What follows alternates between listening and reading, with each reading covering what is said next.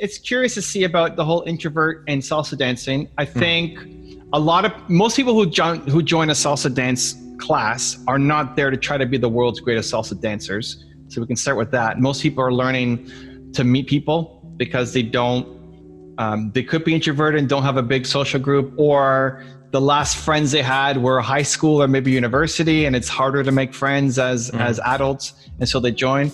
Definitely not everybody who joins is an introvert. There's still a lot of people who are super outgoing and they still want to go off and learn, but the thing they have in common is typically they want to meet people, they want to be connected, and very few people come in saying, I want to be a salsa performer, expert, teacher.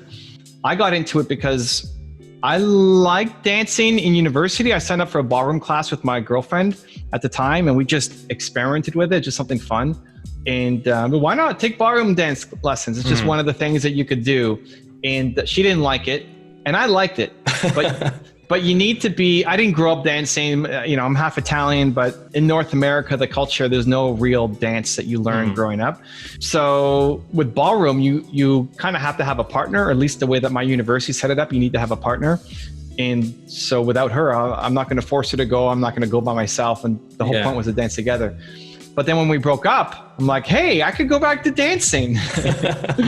But I didn't have a partner to go ballroom. So I found salsa, and salsa, even couples often will split up. Like salsa is a very community-driven, it's community-driven. So even if I go with somebody, we'll often dance together, but then also dance with other people in the group.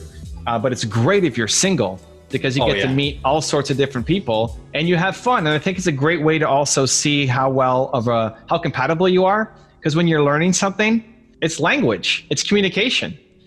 And so if you're in a class, but that's relationships. You're going to come, you're going to struggle, you're going to have to learn stuff together.